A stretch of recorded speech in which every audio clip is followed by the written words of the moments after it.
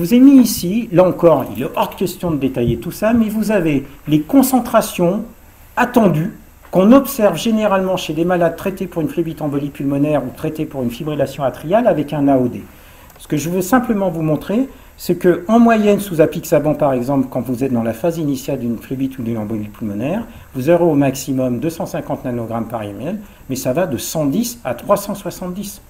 Une énorme variabilité. Contrairement à ce qu'on a pu raconter au départ, la variabilité de réponse, elle est très importante. Et c'est vrai pour toutes les molécules, toutes les posologies. Donc ça, c'est le premier point. Le deuxième point, ça a un intérêt, ces mesures, que si je suis capable de les relier au risque hémorragique ou au risque thromboembolique. Sur ce graphique-là, 2 petites minutes, vous avez ici les concentrations minuelles, résiduelles, juste avant de redonner l'eau de comprimé. Donc on est à la concentration la plus basse. Et vous avez en ordonnée le hazard ratio. Cette courbe à 1, ça veut dire que AVK et anti-AOD font pareil. Si vous êtes au-dessus, avec un hazard ratio au-dessus de 1, les AVK font mieux. Si vous êtes en dessous, les AOD font mieux. Là, on est dans le cas du dabigatran. Et si je vous fais une relation entre le risque thromboembolique et les concentrations minimales, logiquement, plus les concentrations minimales augmentent, plus le risque thromboembolique diminue. Et le cutoff, c'est quand, avec cette courbe moyenne, je passe en dessous d'un risque relatif d'un hazard ratio à 1. Dès que je passe en dessous de 1, je suis en faveur du dabigatran. Quand j'ai des concentrations minimales trop basses, toute cette partie-là, je suis plutôt en faveur des antivitamines K. Et ce seuil thromboembolique, il est à 5,9. Ce serait génial. Il nous intéresse un petit peu moins. On va aller sur le risque hémorragique. Je fais exactement la même manip. Plus mes concentrations minimales augmentent, plus mon risque hémorragique augmente. Ça vous semble logique. Et là où ça dépasse 1, c'est-à-dire que le risque hémorragique du dabigatran devient supérieur aux antivitamines K, c'est quand vous dépassez une concentration minimale de 88, sur cette courbe-là. Je vais vous montrer maintenant quelque chose qu'on a observé avec les antivitamines K, avec les AOD. Vous avez le dabigatran et ici toutes les concentrations résiduelles qu'on observe en moyenne chez les malades, en fonction de leur Cockcroft. Vous voyez que plus on est insuffisant rénal, plus on accumule. En fonction de l'âge, assez peu d'impact, en termes de concentration, pas de risque hémorragique, et le poids, assez peu d'impact. Vous voyez même, c'est intéressant, il y a des patients de 222 kg dans cette étude, et ces patients-là ont des concentrations minimales identiques à celui qui a 100 kg. Donc, le poids corporel n'est pas un facteur d'ajustement.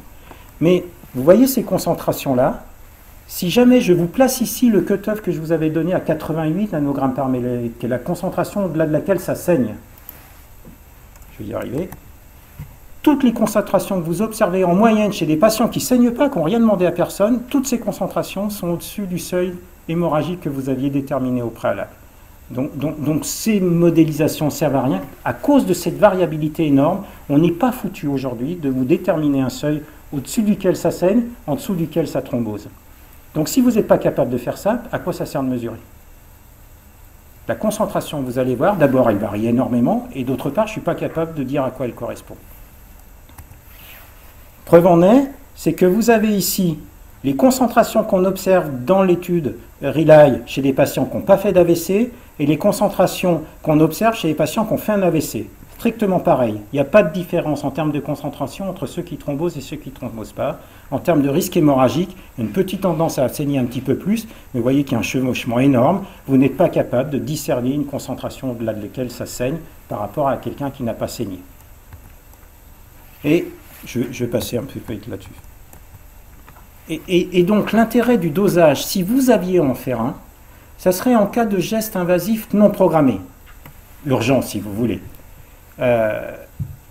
Mais dire geste chirurgical urgent et dire qu'il faut différer le geste chirurgical urgent, c'est toujours un petit peu bizarroïde. Donc on dit geste non programmé et on regarde si on peut le différer. Et de mesurer la concentration, ça va pouvoir vous donner une idée de combien de temps il faut attendre pour que ces concentrations baissent et est-ce que c'est compatible avec le geste que vous avez à pratiquer. En gros, est-ce que vous pouvez attendre 12 heures pour réaliser votre chirurgie ou votre geste invasif. Et puis surtout, ça pourrait nous guider pour savoir combien de concentrés de complexe prothrombinique vous allez balancer, de facteur de Novo7 si vous aviez envie, ou bientôt demain d'antidote. Donc vraiment, en cas de geste invasif programmé, ces concentrations pourraient être utiles. En cas d'accident hémorragique, S'il y a beaucoup de produits circulant, l'hémorragie elle est obligatoirement due à votre anticoagulant et il va falloir réverser les traitements anticoagulants. Si les concentrations sont très basses, ce n'est pas votre anticoagulant qu'il faut gérer, c'est l'hémorragie qu'il faut gérer comme vous auriez géré un accident hémorragique par ailleurs. Et de savoir à quel taux vous êtes vous permettra de savoir combien d'antidotes vous allez donner demain ou combien de PPSB, de Novoseven vous allez donner aujourd'hui. En termes de récidive, je ne vois pas à quoi ça me sert. Si ce n'est savoir si le patient a pris son produit ou pas. Et encore, il va falloir que vous l'interprétiez en fonction de l'horaire de la dernière prise. Si le patient a pris sa dernière prise la veille, que vous observez une concentration à 0, c'est presque normal. Donc ça ne veut pas dire que vous êtes en échec du traitement, puisque le patient, vous ne savez pas s'il a pris son traitement ou pas. Donc la récidive, je ne suis pas sûr que c'est un intérêt. Et finalement, le dosage n'aurait d'intérêt que pour la gestion des gestes non programmés et la gestion des accidents hémorragiques. Et donc, dans tout ce que je voulais discuter avec vous, ces tests ils sont disponibles, ils sont inutiles en pratique courante, ils sont indispensables pour toutes les situations urgentes, non programmées ou les accidents hémorragiques. Et le travail qu'aurait à faire l'HAS ou nos autorités, c'est d'imposer à toutes les structures qui accueillent des patients en urgence d'avoir ces tests. Et pas de nous empêcher de prescrire ces molécules sous prétexte que ce n'est pas disponible partout. Mais il est illusoire aujourd'hui de vouloir gérer des patients sous AOD en urgence si on n'a pas à disposition ces tests spécifiques. Enfin, le dernier truc que je voulais voir avec vous, c'est on n'a pas d'antidote, donc il ne faut pas prescrire ces molécules. Le meilleur des antidotes, c'est quand même d'avoir moins d'accidents hémorragiques, et quand ces accidents hémorragiques surviennent, c'est qu'ils soient moins graves. Je vais vous montrer qu'avec les AOD, c'est ce qu'on observe. Et puis aujourd'hui, certes, on n'a pas d'antidote, mais on a des stratégies qui sont loin d'être inefficaces, et on va les détailler un petit peu ensemble. Est-ce qu'on a moins d'hémorragie sous AOD que sous AVK? On l'a déjà vu en détail, et vous en avez ici les chiffres. Vous voyez que sous AOD, dans cette étude par exemple, Engage avec les Doxaban, 2,8% par an d'hémorragie majeure versus 3,4% sous AVK. Surtout, ce qui est plus intéressant, c'est que ces molécules-là, pour lesquelles on n'a pas d'antidote, quand il y a un accident hémorragique majeur, 10% des patients vont décéder. 6% ici, enfin 7% ici, 8% ici. 8% des accidents hémorragiques décèdent dans l'étude Engage quand ils sont sous Edoxaban. Quand vous regardez ce qui se passe sous antivitamine K, alors que tout le monde nous dit qu'on a un super antidote vitamine K et CCP, ou enseignant PPSB, regardez le taux de mortalité des accidents hémorragiques sous antivitamine K. On est au moins équivalent à ce qui se passe sous AOD alors qu'on n'a pas d'antidote. Donc ça, déjà, ça nous pose un petit bémol. Puis depuis, on a fait des programmes, on a des stratégies de réversion. Si je voulais vous le montrer de façon imagée, de l'étude Aristotle, une autre étude, vous avez ici le devenir en termes de mortalité des patients qui ont saigné, sous AVK et sous apixaban. Ces courbes sont hautement démonstratives. Si vous faites un accident hémorragique majeur, en termes de mortalité, il vaut mieux l'avoir fait sous apixaban que sous warfarine, alors qu'il n'y avait pas d'antidote. Pour détailler les antidotes et savoir ce que vous allez prescrire demain, nos stratégies de réversion, elles peuvent être assez facilement expliquées avec un truc qui s'appelle le temps de génération de thrombine. Vous avez dû entendre parler de ce test-là. De façon très simpliste, vous êtes à la cuisine, vous mettez un grand coup de couteau sur le doigt, votre organisme met quelques secondes à comprendre que vous vous êtes coupé, que ça saigne. Il comprend, il génère beaucoup de thrombine pour boucher le trou. Une fois qu'il a bouché le trou pour vous empêcher de faire un infarctus du myocarde, il va éliminer la thrombine que vous avez formée avec alpha-2 antitrypsine, alpha-antitrypsine, alpha-2 macroglobuline, et vous éliminez progressivement cette thrombose. Quand vous mettez un anticoagulant oral direct, a fortiori quand il est en excès, vous allez avoir ce type de courbe. Vous retardez le démarrage de la réaction, l'hémostase, vous l'empêchez de se faire à grande échelle, et puis ça traîne un petit peu. Et en gros, c'est comme si vous aviez une voiture en panne, vous avez cassé le démarreur et pas d'essence. Et votre boulot, ça va être de changer le démarreur et d'amener de l'essence. Et pour ce faire, on a plusieurs produits. On a ce que vous connaissiez sous le nom du PPSB. Si vous voulez faire moderne, vous appelez ça concentré de complexe prothrombinique. PPSB, vous oubliez, c'est les noms propres des facteurs de la coag qui sont là-dedans. Et on a plusieurs concentrés de complexe prothrombinique disponibles. L'essentiel, ça serait plutôt les 4 facteurs, parce qu'il ne peut y avoir que des 3 facteurs. Avec une bizarrerie, c'est que dans ces concentrés de complexe prothrombinique, pour beaucoup d'entre eux, il y a de l'héparine dedans. vous allez donner un concentré de complexe prothrombinique pour traiter un accident hémorragique, alors que dans votre concentré, il y a de l'héparine. Petit souci. Donc c'est pour ça qu'on est plutôt tendance à donner une préférence à celui-ci qui n'a pas d'héparine dans sa composition.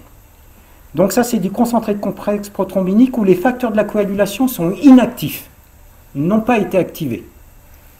Vous avez le FEBA, que les hémophilologues connaissent bien, qui est à peu près la même chose, du concentré de complexe prothrombinique, avec des facteurs de la coagulation qui sont sous forme inactive et active. Voilà pourquoi on aime bien, enfin, c'est le produit de référence pour les hémophiles. On amène d'emblée des produits actifs. Et puis enfin, un produit que vous connaissez peut-être, qui est le Novo7, où vous amenez du facteur 7 activé. Et comment on va placer ces molécules sur mon petit schéma de tout à l'heure? Je vous rappelle, il faut que vous changiez le démarreur et que vous ameniez l'essence. Si vous amenez que du facteur 7 activé, c'est comme si vous changiez le démarreur, mais comme vous amenez que du 7, vous n'avez pas amené d'essence. Et quand vous faites ça sur ce test-là, le Novo7 ne fait que vous faire démarrer la réaction plus vite, mais cette réaction se fera de façon modérée. Si vous amenez des concentrés de complexe prothrombinique inactifs, vous amenez l'essence, mais vous n'avez pas changé le démarreur. Et c'est magique, vous corrigez l'allure du temps de génération de thrombine, mais vous ne permettez pas à la réaction de démarrer vite. Puis vous m'avez vu venir, si vous donnez du FEBA, des concentrés actifs et inactifs, c'est comme si vous changez le démarreur et vous ameniez de l'essence. Et là aussi c'est magique, avec du FEBA, vous corrigez tout. Ça vous dit un peu les stratégies qu'on va prendre en considération. Soit il faut que vous alliez très très vite et très fort, et ça sera du FEBA, qui coûte très cher et peu disponible. Soit vous avez un petit peu de temps devant vous, et vous ferez du concentré de complexe prothrombinique. Et puis, vous n'utiliserez le démarreur tout seul, le Novo7, qu'en deuxième intention, quand votre première stratégie n'a pas marché. Ben, je ne vais pas les détailler avec vous, mais vous allez sur le site du GEHP, et voyez que si vous avez une hémorragie intracrânienne, et ben vous mettrez le FEBA en première intention. Il faut que vous alliez très très vite, et de façon urgente et complète. Et en deuxième intention, le concentré de complexe prothrombinique. Si vous avez une hémorragie qui ne menace pas de façon immédiate le pronostic vital, c'est typiquement une hémorragie digestive avec une tension normale. Certes, c'est un peu rouge, ça vous fait peur, mais le patient, il va bien. Donc vous avez un petit peu de temps, vous n'avez pas besoin de changer le démarreur, vous pouvez amener que l'essence. Et on fera un CCP en première intention. Et le Novo7 arrive derrière. Ça, c'était les recos françaises, les recos européennes vont toutes dans le même sens. En vous plaçant tous ces produits-là. Donc vous avez complètement l'explication logique de tout ça, et ça vous montre que quand un patient saigne sous AOD, on n'est pas sans rien, et l'expérience montre quand on est de garde, pour ceux qui ont été de garde et qui y sont régulièrement, que ces stratégies, elles marchent plutôt bien. Et contrairement à ce qu'on pense, le même type de stratégie ne marche pas forcément très bien avec les antivitamines K. Donc arrêtons de penser qu'on a un super antidote avec les AVK. Il y a une autre façon de contrer ces médicaments-là, c'est au moins pour le dabigatran, qui est très peu fixé aux protéines, 35%, c'est de faire une hémodialyse. Cette manip, de façon simple, on a pris des insuffisants rénaux chroniques dialysés, et puis entre 2 séances de dialyse, on leur a fait bouffer du dabigatran. Ils sont gentils, ils ont accepté, ils ont pris plutôt des bonnes doses, et je vais aller très très vite. Simplement, ce que je vais vous montrer, c'est que quand vous avez un patient qui est sous dabigatran, si insuffisant rénal sévère, la demi-vie du produit elle est à peu près de 48 heures. Il faut 2 jours pour éliminer la moitié des concentrations. Ce même malade, vous le mettez en dialyse, en épuration extra-rénale, la demi-vie est de 4 heures. Donc il ne faut pas penser que la dialyse va vous enlever le produit tout de suite, mais en 4 heures, vous allez diminuer les concentrations de moitié. En tous les cas, c'est comme ça qu'on raisonne quand on lance une épuration extra-rénale sur ces produits-là. Un truc qu'il faut que vous sachiez.